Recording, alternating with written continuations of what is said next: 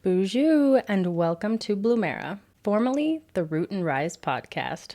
Today's episode is about rebirth, and you may have noticed that this podcast is going through its own rebirth. It's based on the seasons and cycles both in growth and in life. I'm talking about death, rebirth, rooting, sprouting, rising, and blooming. This is the ultimate growth series to help you enter your bloom era, and we are doing it together because this podcast is entering its own bloom era. The Root and Rise podcast is going through its own death, rebirth, and coming out with a fresh new name, the Bloom Era Podcast. But really, this is about your bloom era. This podcast has always been dedicated to your healing, growth, and empowerment, and will continue to be. Just with a new name, breathing new life into my brand, my podcast, and my work. I'm still here to deliver you the same revitalizing energy of letting go, allowing change into your life, embracing that change, and stepping into the life that you want and deserve to live, entering into your bloom era. Before we get to the second part of this series, Rebirth, let's revisit the first part, death and letting go. Hopefully you have listened to the first part of this series. If not, make sure you go back now or after this episode, because it is an essential step in this series.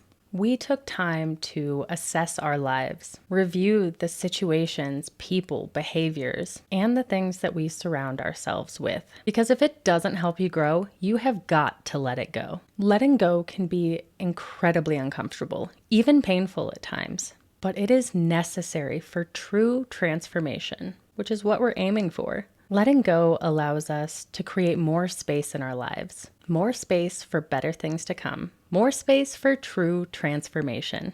And it's a practice of continually letting go. These heavy things aren't just ejected from our lives in one attempt, as much as we hope that they will be. We've likely been carrying them for a while, and it will become a practice of letting them go over time. So keep working at it. In that episode, you were given a little bit of homework. The first bit of homework was to just let go and feel. You cannot heal the pain that you refuse to feel. So embrace vulnerability, embrace the feelings that come, and trust that they will go and pass through just as they had entered. Remember, feelings are visitors. They don't live here. The second bit of homework that I gave you was to find the lesson in the situation, the person, or the experience that you're letting go of. And hopefully there will be more than one, both in lessons and things that you're letting go. We are building off of those lessons today. We can definitely still pull from those experiences and those emotions to help us move forward. My anger and pain and experience from a recent-ish sexual assault has absolutely motivated me through my own rebirth. Using these experiences can be motivating. If you leave feeling empowered, stronger, or accomplished after, it's not necessarily unhealthy like ruminating is.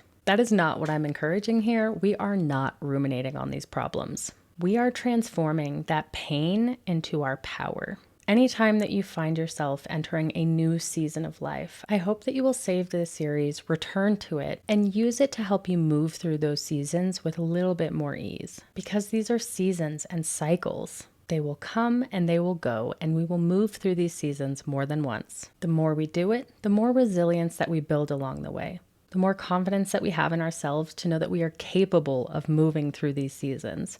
And the more tools that we have picked up along the way to move through them with more ease than ever before. This episode is focused on rebirth, or what I like to call the seed stage. Others might call it a comeback or a glow up. It can be another uncomfortable season of growth, and a messy one. Some common things that people say right before or even during a rebirth are that they've hit a low, rock bottom, a rough patch, or that just absolutely nothing is going right for them. It can be so much more than just a bad day. It's going to bed and waking up every day feeling this miserable, down, and discouraged. Just like traumas are relative, a rebirth or reinvention of self is also relative.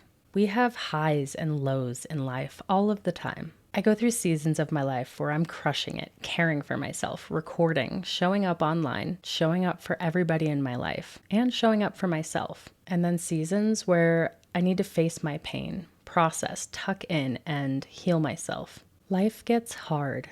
Whatever brought you here is valid, and I am so honored to be a part of your journey of healing, growing, and blooming. As I mentioned in my last episode, sometimes we don't get to choose the moments of our rebirth. Sometimes they come to us in the form of a trauma, assault, betrayal, or whatever it may be that brought you here today. For anyone who has experienced this, I will talk about this healing process more in depth in this video. But I want to stress the importance of expressing, coping, processing, and hopefully some therapy to make sure that this trauma doesn't become who you are. If you aren't sure where to start with therapy, send in your questions using my community survey. I'm currently working on some episodes about the therapy process and finding a good therapist. Your questions and thoughts about this can help yourself and others on this same journey, regardless of what brought you to this moment of rebirth. I want you to hear this quote. Taylor Swift has a beautiful song on the Tortured Poets department called Cassandra, where she sings, "They say, what doesn't kill you makes you aware, but what happens if it becomes who you are?" I bring this up because I can talk about rebirth as this beautiful opportunity to reinvent yourself. And I do like to frame it that way. But it would not be fair to skip over the very real, very raw emotions and experiences that you may be going through right now, that I've gone through. Remember, this entire series is birthed from my own healing journey, one I did not ask for. It's unfair when it's not our choice to fall, to hurt, to let go, to start over, to rebirth. I'm sorry that you are in this position, one you did not ask for. You do not deserve that, and you are not alone in that. But I don't want that trauma or pain to become who you are.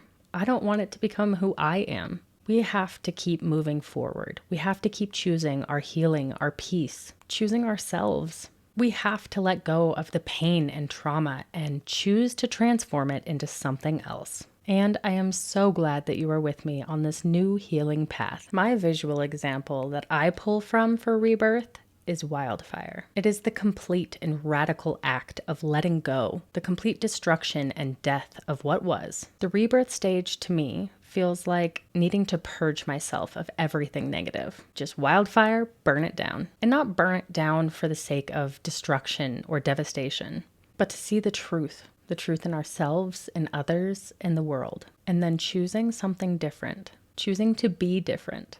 Choosing to change, to live in your truth, to grow and evolve.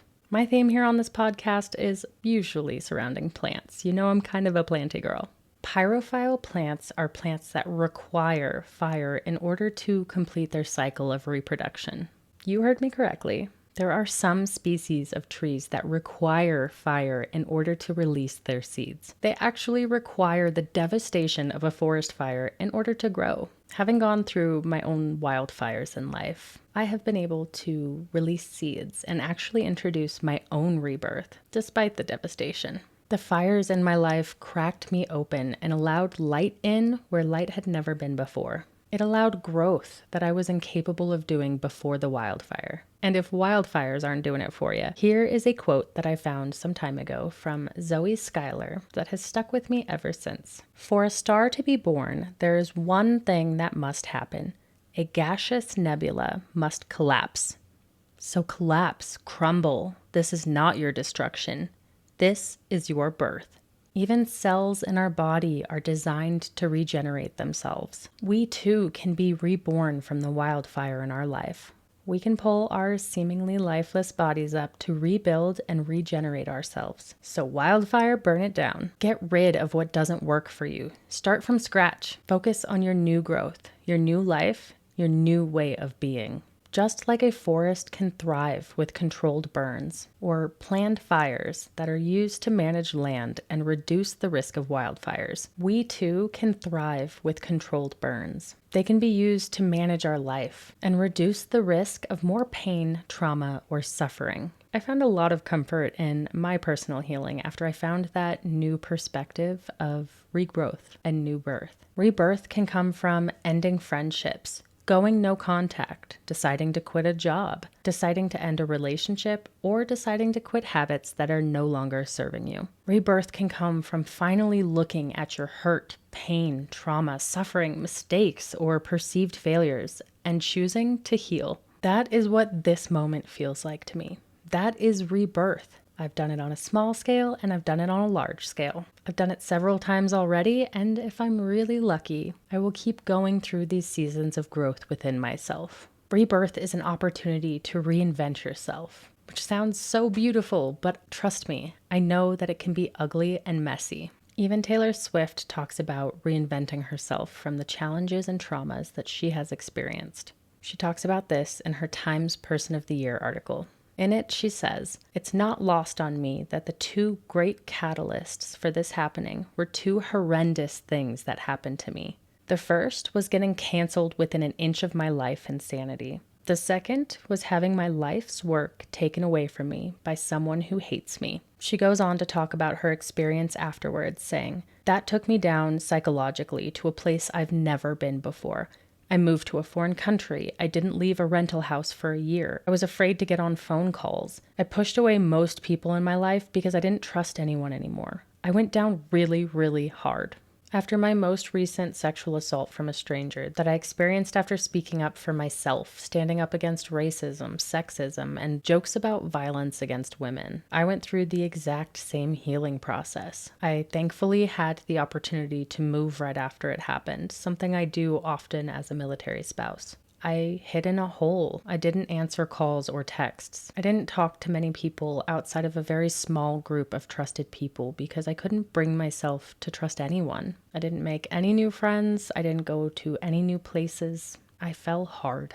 Taylor Swift talking about this exact same experience really resonated with me and helped me be more gentle with myself for cutting myself off from the rest of the world during this period. I'll talk more in the next episode about that act of seclusion and how important it is to turn your energy inward when going through a profound transformation or rebirth. But just know that it can happen during this stage too, even though we're going to focus more on the rebirth and the reinvention during this season of growth. The seed stage, the beginning of change and transformation, and the messiness of it all. Think of a caterpillar's cycle of growth. You're building the chrysalis around yourself.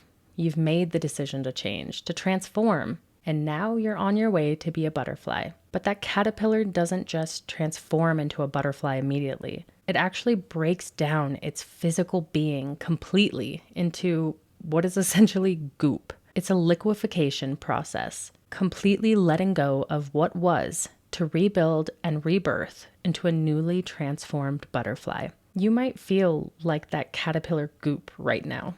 Not who you were and not yet who you want to be. And that's okay. It's all a part of the process, just like the caterpillars. We aren't going to stay goop forever, but we have to accept and allow that phase of growth to happen before we can move on to the next.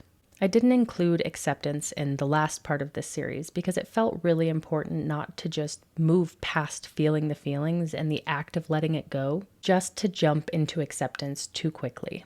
Don't get me wrong, part of letting go is acceptance. It's so easy to focus on the ending, the loss, and all of the things and the parts of you that you are leaving behind. And I know that it can feel like losing yourself, but this is meant to be a practice in finding yourself and coming back home to yourself, growing yourself. What feels like an identity loss can actually be an identity gain.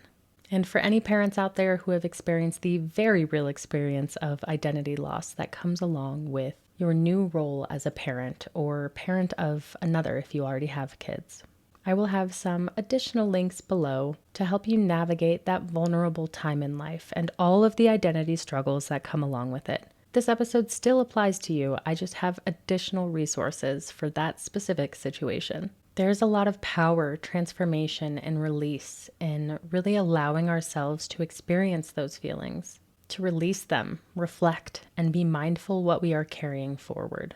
After all of that, it becomes much easier to accept the situation that we are currently in, the situation we are now choosing to be in, and who we are.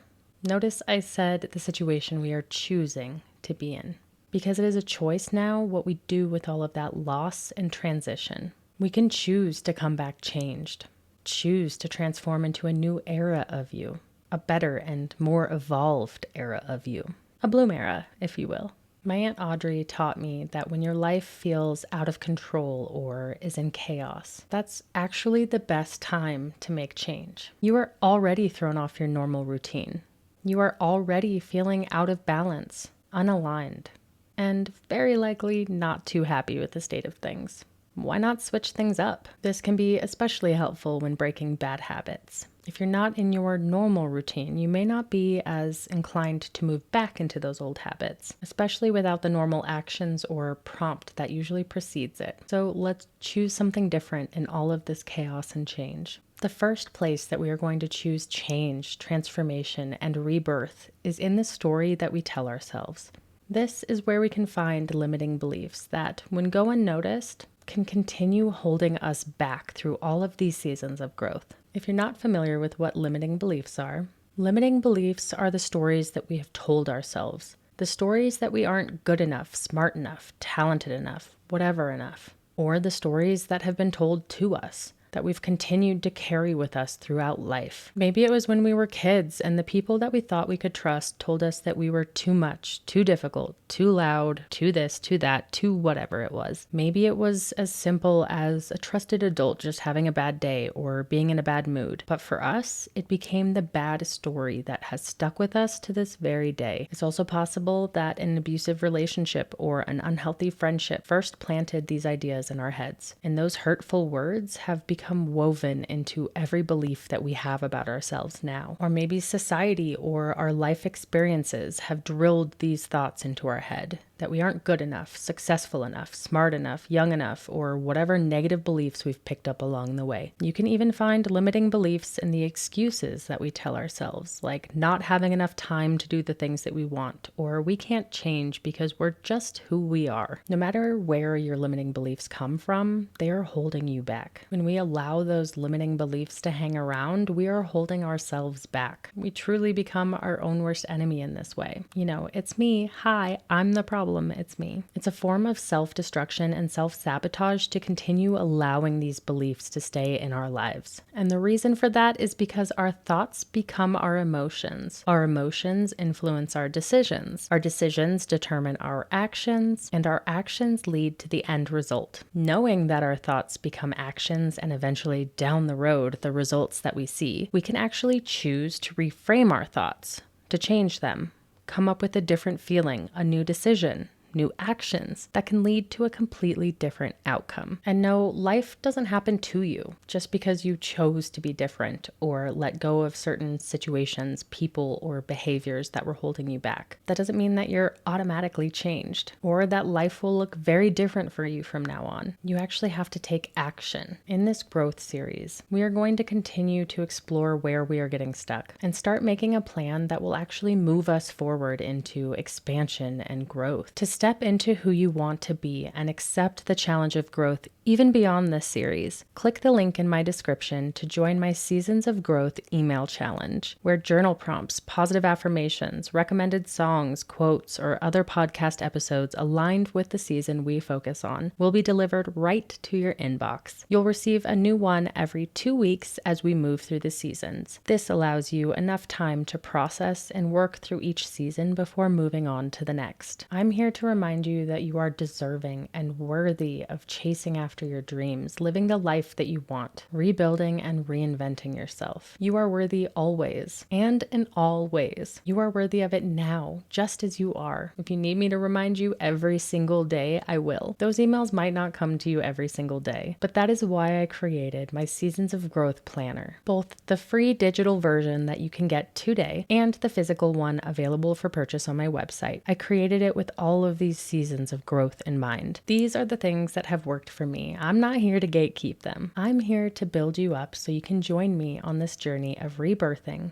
rooting, rising, and blooming. The stories that we tell ourselves, the ones that have been told about us, and the beliefs that we have about ourselves are like little seeds. I like to call them thought seeds. They are planted in our mind and are watered with the more energy, thought, and belief that we give them. We can uproot those old and unhealthy thought seeds, the ones that we no longer want to hang on to, like we talked about in the death and letting go part of this series. And now, in this rebirth stage of growth, we are choosing to plant new ones. And we have the beautiful ability of choice, to choose what thought seeds we want to plant in our minds. And then we have to take action. We have to water them by putting more energy, more thought, and more belief into them. We have to nurture them. The growth is first shown below the surface, in the roots, somewhere that we cannot see. I've explained what Blumera stands for, what your Blumera stands for, but let me paint you a Bob Ross style picture of what Root and Rise stands for, what this whole podcast was born from. Imagine a flower, ideally your most favorite flower. In order for that flower to bloom, it had to pass through a few stages at first. It started out as a seed in the beginning. That seed formed roots beneath the surface, strong roots to anchor and ground the plant during its growth process. This growth was invisible above the surface, much like the inner growth that happens inside of us. And spoiler alert, rooting is the next part of this series. But once a strong and solid foundation has been built within its root system, the plant now has the ability to sprout and rise through above the surface, ready to rise even further and bloom. When I first began collecting and propagating plants, there was one rubber tree stick in particular that taught me a powerful lesson. I spent 4 months watering this stick. No growth was happening, and it quickly became a joke among my friends that I had been spending all of this time and energy watering nothing but a stick. One day I dug it up just to see if anything was happening below the surface. I was surprised to see a beautiful root system hiding in the dirt. If you are watching this on YouTube or Spotify, you can actually see the stick and the impressive root system on the screen now. I couldn't help but see beauty in the strength, grounding, and growth that happens beneath the surface before any growth ever shows above ground. And I could no longer ignore that same beauty, strength, growth, and grounding in myself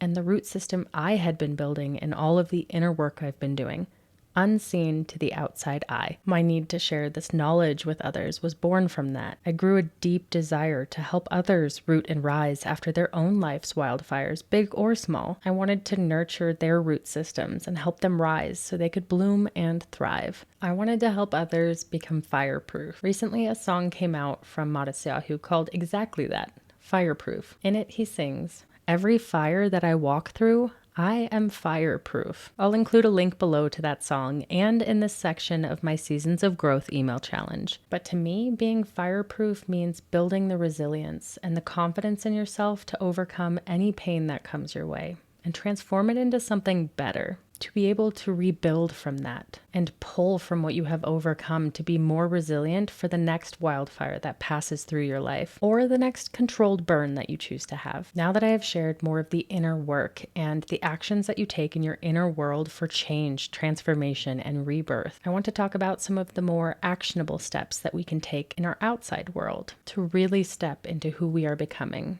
who we want to be, and the life that we want to live. Because glowing up, rebirthing, and reinventing yourself is done both inside and out. That is how a true transformation happens. Part of the outside transformation can come in the form of rituals, ceremonies, or creating a rite of passage into this new transformed life or way of being. Cultures all over the world practice different rituals, ceremonies, or rites of passage to acknowledge and commemorate a profound transformation in one's life. And it's my belief that you should too. I've mentioned this in my episode on the birth of a mother, about creating a similar experience when entering parenthood or even entering an age of parenting another child when you already have one or more. Each birth is a birth of a new version of yourself, a rebirth in life. I'll have that linked in the episode below if you're about to welcome new life into your life. I highly suggest listening to that.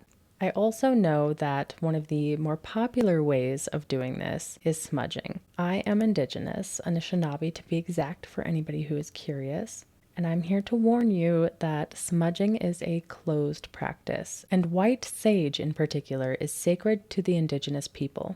The popularity of this practice has actually led to a shortage in this sacred plant for the Indigenous people themselves. Beyond that special circumstance, some examples of ways to honor this profound transformation in your own life might be cleaning out your physical space, ridding yourself of things you don't need or no longer use. It might be reorganizing, redecorating, or rearranging and changing the physical spaces that you occupy each day. Seeing a change outside of yourself can help inspire and remind you of the changes taking place within yourself. I've also seen some cases where people do the physical act of pulling from their body, as if pulling these negative parts, beliefs, thoughts or experiences out of yourself, creating distance from them and you. Some people prefer more physical practices like this to truly feel yourself letting go of them, and this can be a powerful practice of such.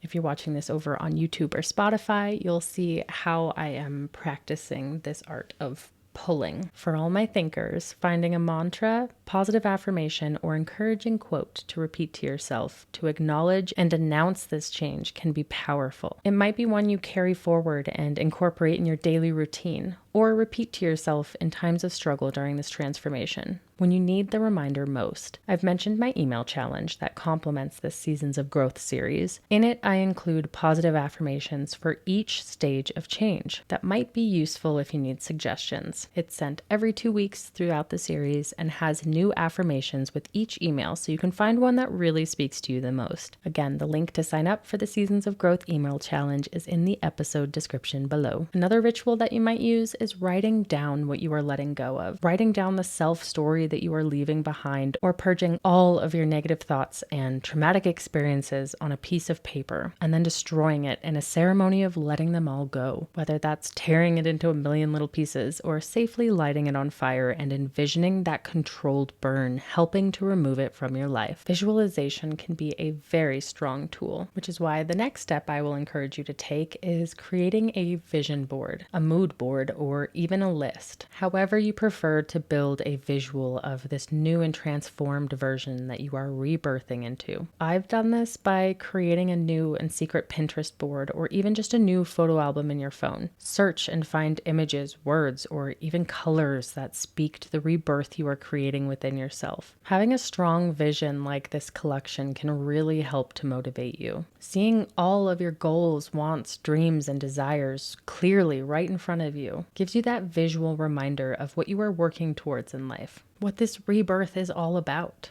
If you are interested in a vision board exercise or walkthrough, please let me know in the comments below or on my anonymous community survey. I'm always happy to deliver whatever you want more of. Building off of this vision board, we are going to start breaking down these desires, dreams, and goals into actionable steps, real and clear steps that we can take toward growth and rebirth. I have a spot in my planner that helps you break down your goals each week into 3 separate targets, and then break those 3 targets down into 3 actionable steps each. If you're watching this over on YouTube or Spotify, you can see an example of that on the screen. If you aren't watching the video podcast form of this, you can download the planner for free or purchase one using the link below to see for yourself. Whether you choose to utilize the Seasons of Growth planner or my email challenge, what I really want to drive home for you right now is that you have to be dedicated towards your healing and growth. Every single day. It's not enough to desire, want, or visualize this changed version of yourself or your life. You have to be willing to take the steps that you need to take to get there. Because I know it can be hard to rebirth and step into this new version of yourself, both for you, the person living authentically for the first time, and those around you who are seeing the changes in the person that they have come to know. That is what our next episode will focus on. So make sure you're subscribed so you don't miss out on anything. The next season of growth is rooting. It's about the inner work necessary to spark the outer changes that you want, just like the root system that grew on my little stick that I kept watering. That beginning stage feels a lot like Bambi's first steps. You might feel awkward and unsure of what you're doing, but you're doing the damn thing, and I want to support you in that. We will overcome the fear of the unknown. Assess and realign all areas of our life, set new intentions, new routines, and manage the outside relationships through boundaries and understanding, all while starting small, because I know how overwhelming that inner work can be at times. I also want to address the challenging feelings and the grief that you can experience along the way to blooming, especially in the rebirth phase. If you find yourself feeling these big and challenging emotions, I want to encourage you to allow yourself to really just feel it and revisit the first part of this series, because I really walked you through the process of letting these feelings be and pass through us. Again, these feelings are visitors. They do not live here. And I always encourage therapy for anyone wanting additional support, because we all deserve it. And for anyone feeling stuck in any of the emotions that pass through our lives. Before I go, I want to leave you with another reminder to use these low feelings and challenges in life as motivation to never get back to this spot, to never get this low again, to not let others bring you down. A reminder that you can come back stronger, smarter, more resilient, and more evolved. That you can build the resilience and pick up the tools that you need along the way to move through all of these seasons of growth. If you feel like things can't get worse, then try to make them better. Because if they truly can't get worse, they can get better. The only way up from here is up. There is really nothing left to lose when you feel like you have nothing left to lose. So you might as well try. Thank you so much for being here with me on another episode of the Bloomera podcast and for joining me in another part of the series of Seasons of Growth. You can get my planner, join the email challenge, and find all of the links that I mentioned in this episode below in the episode description. You can also make this friendship official by following me over on Instagram or TikTok at Bloomera Podcast. And don't forget that your voice always matters here. You have the power to shape future content by participating in the polls on Spotify, leaving a comment there or on YouTube, and by participating in my anonymous community survey. Let me know what you want to hear about next or any questions that come up while listening to my podcast. I look forward to hearing from you, and I look forward to seeing you in the next episode.